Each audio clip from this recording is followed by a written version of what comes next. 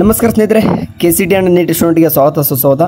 Okay, ಅಣುಕು seat ಹಂಚಿಕೆ Mach result ಎಲ್ಲರೂ ಕೂಡ ವೇಟ್ ಮಾಡ್ತಿದ್ದಾರೆ. ಅದ್ರ ತಕ್ಕನಂಗೆ ನಿಮಗೆ ಮೇನ್ ಆಗಿ ಎರಡು ಇಂಪಾರ್ಟೆಂಟ್ ಥಿಂಗ್ಸ್ನ ಹೇಳಕ್ಕೆ ಹೋಗ್ತೀನಿ. ಮೊದಲು ಬಂದುಬಿಟ್ಟು ಒಂದು ಇಂಪಾರ್ಟೆಂಟ್ ಸೂಚನೆಗಳಂತ ಕೊಟ್ಟಿದ್ದಾರೆ. ಸೊ ಹಂಗಾಗಿದ್ದು ಮಾಹಿತಿ ಬುಲೆಟಿನಲ್ಲಿ ಸಿಕ್ಕಿರುವಂಥದ್ದು ನಿಮ್ಗೆ ಓದ್ತಾ ಹೋಗ್ತೀನಿ. ಸರಿ, ಈಗ ಇಚ್ಛೆಗಳನ್ನು ನಮೂದಿಸುವುದು ಮುಗಿದ ನಂತರ, ಅಂದರೆ ಆಪ್ಷನ್ ಎಂಟ್ರಿ ಮುಗಿದ ನಂತರ ಸ್ಟೂಡೆಂಟ್ಸ್ ಎಲ್ಲರೂ ಕೂಡ ಏನು ಮಾಡ್ತಾರೆ ಅಂತಂದರೆ ಅದರ ಆಧಾರದ ಮೇಲೆ ಮತ್ತು ಅವರುಗಳ ಗಳಿಸಿರುವ ಮೆರಿಟ್ ಹಾಗೂ ರೋಸ್ಟರ್ ಪದ್ಧತಿಗೆ ಅನುಸಾರವಾಗಿ ಒಂದು ಅಣುಕು ಸೀಟು ಹಂಚಿಕೆ ಪ್ರಕ್ರಿಯೆಯನ್ನು ಈ ಮಾಹಿತಿ ಪುಸ್ತಕದಲ್ಲಿ ವಿವರಿಸುವ ಪ್ರಕ್ರಿಯೆಗಳಿಗೆ ಅನುಸಾರವಾಗಿ ನಡೆಸಲಾಗುವುದು. ಅಂದರೆ ಯಾವ ರೀತಿ ಮಾಕ್ ರಿಸಲ್ಟ್ ಬರುತ್ತೆ ಅಂತಂದು ಇಲ್ಲಿ ಕೊಟ್ಟರೆ ಅದನ್ನ ಹೇಳ್ತಿದ್ದೀನಿ ನಿಮಗೆ. ನೋಡಿ, ಈ ಅಣುಕು ಸೀಟು ಹಂಚಿಕೆ ಪ್ರಕ್ರಿಯೆಯು ಕೇವಲ ಒಂದು ಸಾಂಕೇತಿಕ ಸ್ವರೂಪದ ಸೀಟು ಹಂಚಿಕೆ ಪ್ರಕ್ರಿಯೆ ಮಾತ್ರವಾಗಿರುತ್ತದೆ.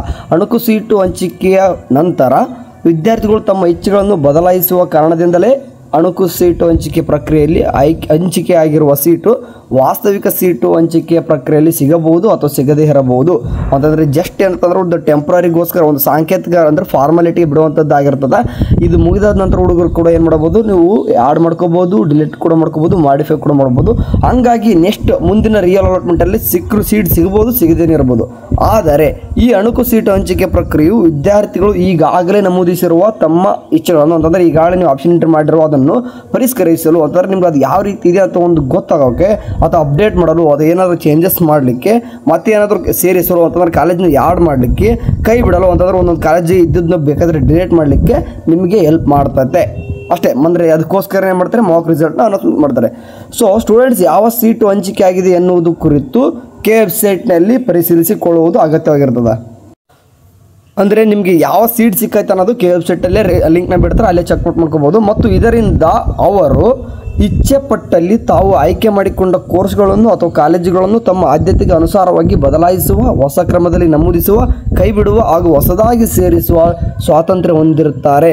ಅಂದರೆ ನಿಮಗೆ ಬಿಟ್ಟಿರ್ತದೆ. ಹೌದಾ, ಆಫ್ಟರ್ ದ ರಿಸಲ್ಟ್ ಮಾರ್ಕ್ಔಟ್ ಆದಮೇಲೆ ನಿಮಗೆ ನಾನು ಇದನ್ನ ಕಾಲೇಜ್ ಬೇಕಾಗಿಲ್ಲಪ್ಪ, ಸುಮ್ಮನೆ ಹಾಕ್ಕೊಂಡಿದ್ದೀನಿ ನಾನು, ನಾನು ಇನ್ನೂ ಸ್ವಲ್ಪ ಕಾಲೇಜಸ್ ಆ್ಯಡ್ ಮಾಡಬೇಕಿತ್ತು ಅಥವಾ ನಾನು ರೀಅರೇಂಜ್ ಮಾಡ್ಕೋಬೇಕಿತ್ತಂತಂದು ಅದು ನಿಮಗೆ ಬಿಟ್ಟಿದ್ದದೆಲ್ಲ. ಅದಾದ ನಂತರ ನೋಡ್ರಿ, ಎಲ್ಲ ಅರ್ಹ ವಿದ್ಯಾರ್ಥಿಗಳು ನಿಗದಿಪಡಿಸಿದ ಕೊನೆಯ ದಿನಾಂಕದೊಳಗಾಗಿ ತಮ್ಮ ಕೊನೆಯ ಇಚ್ಛೆಗಳನ್ನು ಅಥವಾ ಆಪ್ಷನ್ ಎಂಟ್ರಿಗಳನ್ನು ನಮೂದಿಸಬೇಕು.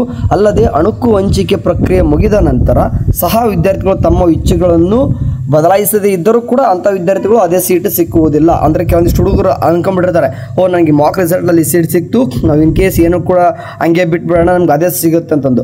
ಸೊ ಆ ರೀತಿ ಆದಾಗ ಅದೇ ಸಿಗ್ಬೇಕಂತ ಗ್ಯಾರಂಟಿನಿಲ್ಲ. ಸಿಗುತ್ತೆ ಅಂತಲೂ ಹೇಳೋಕ್ಕಾಗಲ್ಲ, ಸಿಗೋದಿಲ್ಲ ಅಂತಲೂ ಹೇಳಕ್ಕೆ ಬರೋಲ್ಲ. ಓಕೆ, 50% ಚಾನ್ಸಸ್ ಆಗಿಬಿಡ್ತದ್ದು. ಏನು ಕೂಡ ಚೇಂಜ್ ಮಾಡದೆ ಹೋಯ್ತು ಅಂತಂದರೆ ಸ್ವಲ್ಪ 50 ಚಾನ್ಸಸ್. ನೀವು ಸ್ವಲ್ಪ ಚೇಂಜಸ್ ಮಾಡಿದಂತಂದರೆ ಸ್ವಲ್ಪ ಮೇ ಬಿ ಏನಂತಂದರೆ ಬೇರೆ ಬೇರೆ ಸಿಗ್ಬೋದು.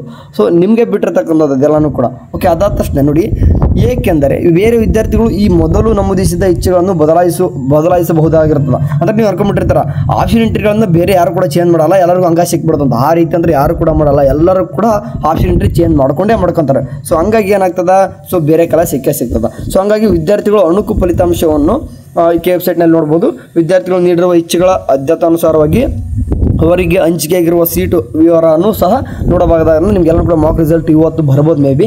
ಹಾಗೆ ಅವರು ಅಣುಕು ಸೀಟು ಹಂಚಿಕೆಯಲ್ಲಿ ಕಾಲೇಜುವರು, ಕೋರ್ಸವರು, ಪ್ರವರ್ಗವಾರು ಪರಿಗಣಿಸಲಾಗಿರುವ ಕನಿಷ್ಠ ರ್ಯಾಂಕ್ ಅಂದರೆ ಕಟ್ ಆಫ್ ಅನ್ನು ಸಹ ನೋಡಬಹುದಾಗಿರ್ತದೆ. ಅಂದರೆ ಮಾಕ್ ರಿಸಲ್ಟ್ ಆದಮೇಲೆ ನಿಮಗೆ ಒಂದು ಕಟ್ ಆಫ್ ಅನ್ನು ಕೂಡ ಏನು ಮಾಡ್ತಾರೆ, ಕಿದರ್ ಬಿಡ್ತಾರೆ.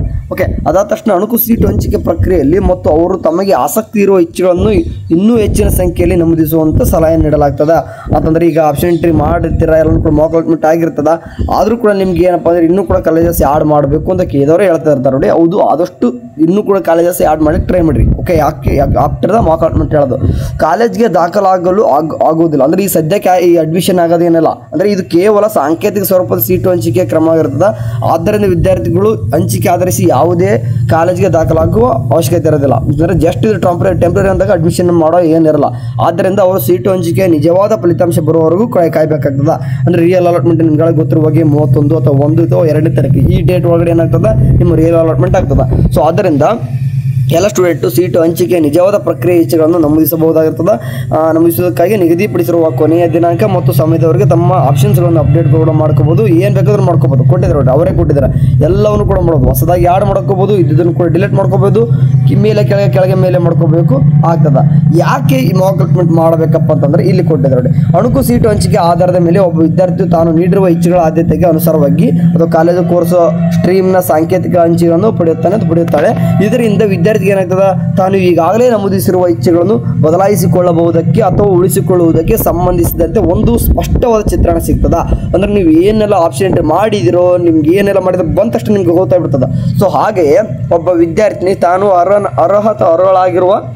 ಅರ್ಹರಾಗಿರುವ ಯಾವುದೇ ಸೀಟ್ಗೆ ಇಚ್ಛೆ ನಮೂದಿಸದೇ ಇರುವ ಕಾರಣದಿಂದ ಆ ಸೀಟು ಹೇಗೆ ಅವನಿಗಿಂತ ಅಥವಾ ಅವಳಿಗಿಂತ ಕಡಿಮೆ ರ್ಯಾಂಕ್ ಪಡೆದಿರುವ ಬೇರೊಬ್ಬ ವಿದ್ಯಾರ್ಥಿಗೆ ಹಂಚಿಕೆ ಆಗಿರ್ತದೆ ಎನ್ನುವ ವಿಷಯವನ್ನು ಕೂಡ ಸಹ ತಿಳಿದುಕೊಳ್ಳಬಹುದು. ಮೀನ್ಸ್ ನಿಮ್ಮದು ಒಂದು ರ್ಯಾಂಕು ಎಷ್ಟಿದೆ, ಕೇವಲ 10,000 ರ್ಯಾಂಕ್ ಇದೆ, ಬಟ್ ನಿಮ್ಮ ಫ್ರೆಂಡ್ 50,000 ರ್ಯಾಂಕ್ ಇದೆ. ಆದರೂ ಕೂಡ 50,000 ಇದ್ದವನಿಗೆ ಒಂದು ಕಾಲೇಜ್ ಸಿಗುತ್ತದ, ನಿಮಗೆ ಆ ಕಾಲೇಜ್ ಸಿಗಲ್ಲ. ಯಾಕೆ ಅಂತಂದ್ರೆ ನೀವು ಆಪ್ಷನ್ ಎಂಟ್ರಿನೇ ಮಾಡಿರಲ್ಲ ಆ ಕಾಲೇಜು. ಸೊ ಹಂಗಾಗಿ ಈ ಥರ ಗೊತ್ತಾಗಲಿ ಅಂತ ಅನ್ನೋ ಉದ್ದೇಶಕ್ಕೋಸ್ಕರ ಏನು ಮಾಡ್ತಾರೆ, ಈ ರೀತಿ ಮಾಡ್ತಾರೆ. ಅಂದರೆ ನಿಮ್ಮ ಫ್ರೆಂಡಿಗೆ ಸಿಕ್ತು, ನಿಂಗೆ ಯಾಕೆ ಸಿಕ್ಕಿಲ್ಲ ಅಂತ ಒಂದು ಐಡಿಯಾ ಕೂಡ ಸಿಗ್ತದೆ. ಆದ್ದರಿಂದ ಇಚ್ಛೆಗಳ ಆದ್ಯತೆಯನ್ನು ಬದಲಾಯಿಸುವುದಕ್ಕೆ ಅಥವಾ ಕೈ ಬಿಡುವುದಕ್ಕೆ ಅಥವಾ ಸೇರಿಸುವುದಕ್ಕೆ ಅಥವಾ ಇಚ್ಛೆಗಳನ್ನು ಹೊಸ ಆದ್ಯತಾ ಕ್ರಮದಲ್ಲಿ ನಮೂದಿಸೋಕ್ಕೆ ಸಂಬಂಧಿಸಿದಂತೆ ಅವರಿಗೆ ಮತ್ತೊಂದು ಅವಕಾಶ ನೀಡಬೇಕು ಅಲ್ಲ ಅನ್ನೋ ಉದ್ದೇಶ ಏನು ಮಾಡ್ತಾರೆ ಅಂತಂದರೆ ಈ ಒಂದು ಮಾಕ್ ರಿಸಲ್ಟ್ ಮಾಡ್ತಾರೆ. ಸೂಚನೆ ಬಂದ್ಬಿಟ್ಟು ನೋಡಿ, ವಿದ್ಯಾರ್ಥಿ ತಾನು ಅರ್ಹತೆ ಹೊಂದಿರುವ ಒಂದಕ್ಕಿಂತ ಹೆಚ್ಚು ಡಿಸಿಪ್ಲಿನ್ಗಳಿಗೆ ಅಂದರೆ ವೈದ್ಯಕೀಯ, ದಂತವೈದ್ಯಕೀಯ ಮತ್ತು ಇಂಜಿನಿಯರಿಂಗ್ ಅಥವಾ ಇಂಜಿನಿಯರಿಂಗ್ ಮತ್ತು ವಾಸ್ತುಶಿಲ್ಪಕ್ಕೆ ಅಥವಾ ಇಂಜಿನಿಯರಿಂಗ್, ಆಯುರ್ವೇದ, ಯುನಾನಿ ಎಲ್ಲ ಕೋರ್ಸಸ್ ಕೂಡ ನೀವು ಆಪ್ಷನ್ ಎಂಟ್ರಿ ಮಾಡಿರ್ತಾರೆ ಅಂತಂದರೆ ಆಪ್ಷನ್ ಎಂಟ್ರಿ ಮಾಡ್ಬೋದು. ಅಂದರೆ ಇದು ಮುಗಿದ ತಕ್ಷಣ ಕೂಡ, ಅಂದರೆ ಈಗ ಯಾವುದೊಂದು ಸೀಟ್ ಅಲಾಟ್ಮೆಂಟ್ ಆಗುತ್ತೆ, ಅದು ಮುಗಿದ ತಕ್ಷಣ ನೀವು ಏನು ಮಾಡ್ಬೋದು, ಎಲ್ಲ ಕೋರ್ಸಸ್ ಕೂಡ ಮತ್ತೆ ಆಪ್ಷನ್ ಎಂಟ್ರಿ ಮಾಡ್ಬೋದು. ವಿದ್ಯಾರ್ಥಿ ಅರ್ಹತೆ ಹೊಂದಿದ್ದ ಪಕ್ಷದಲ್ಲಿ ಎಲ್ಲ ಡಿಸಿಪ್ಲಿನ್ಗಳು ತನ್ನ ಇಚ್ಛೆಗಳನ್ನು ಆದ್ಯತೆಗಳನ್ನು ನಮೂದಿಸಬಹುದು. ಅಂದರೆ ನೀವು ಏನಾದರೂ ಎಲಿಜಿಬಿಲಿಟಿ ಇತ್ತಂದರೆ, ಮೀನ್ಸ್ ನೀಟಲ್ಲೂ ಕೂಡ ನೀವು ಎಲಿಜಿಬಿಲಿಟಿ ಮಾರ್ಕ್ಸ್ ತೊಗೊಂಡಿತ್ತಂದ್ರೆ ನೀಟು ಕೂಡ ನೀವು ಆಪ್ಷನ್ ಎಂಟ್ರಿ ಮಾಡ್ಬೋದು. ಸೊ ಯಾವುದೋ ಅಂದರೆ ಎಲ್ಲನೂ ಮಾಡ್ರಿ ಅಂತ ಕೂಡ ಅವರು ಕೂಡ ಹೇಳ್ತಾನೆ ಇದ್ದಾರೆ.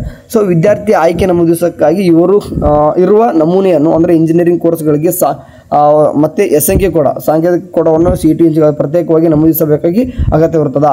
ಅಂದರೆ ಕೆಲವೊಂದಿಷ್ಟು ಹುಡುಗರು ಏನಂತಂದರೆ ಈಗ ಕೆಲವೊಂದಿಷ್ಟು SNK ಕೋಟ ಆಯಿತು ಮತ್ತು ಬೇರೆ ಬೇರೆ ಸ್ಪೆಷಲ್ ಕ್ಯಾಟಗರಿ ಕೂಡ ಬರ್ತವೆ. ಅಂಥವು ಒಂದು ಸ್ಟೂಡೆಂಟು ಕೂಡ ಏನಂತಂದರೆ ಇಲ್ಲೇ ಅಂದರೆ ಸೀಟ್ ಅಲಾಟ್ಮೆಂಟ್ ಆಗುತ್ತೆ, ಬಟ್ ಹೋಗಿ ಅಡ್ಮಿಷನ್ ಮಾಡೋ ಇರೋದಿಲ್ಲ. ಅಂದರೆ ನೆಕ್ಸ್ಟ್ ಮತ್ತೆ ಅದು ಸಿಗುತ್ತೆ, ಆ ರೀತಿ ಗ್ಯಾರಂಟಿ ಕೊಡೋಕ್ಕೂ ಬರಲ್ಲ. ಸೊ ಇಲ್ಲಿ ಏನು ಹೇಳಕ್ಕೆ ಹೋಗ್ತಾರಂತಂದರೆ ಕೆಲವೊಂದಿಷ್ಟು ಹುಡುಗರಿಗೆ ಆಪ್ಷನ್ ಎಂಟ್ರಿ ಗೊತ್ತೇ ಇರಲ್ಲ. ಈಗ ಅಗ್ರಿ ಪ್ರಾಕ್ಟಿಕಲ್ ಮತ್ತು ವೆಟರ್ನರಿ ಪ್ರಾಕ್ಟಿಕಲ್ಲು ಥಿಯರಿ ಬೇರೆ ಇದಾವೆ, ಬಟ್ ಏನು ಮಾಡಿರ್ತಾರೆ ಒಂದೇ ಹಾಕೊಂಡ್ಬಿಟ್ಟಿರ್ತಾರೆ. ಅದು ಈಗ ಗೊತ್ತಾಗೋದಿಲ್ಲ, ಯಾಕೆ ಸೀಟ್ ಸಿಗಲ್ಲ, ಈ ಥರ ಆಪ್ಷನ್ ಎಂಟ್ರಿನೇ ಮಾಡಿರಲ್ಲ ನೀವು.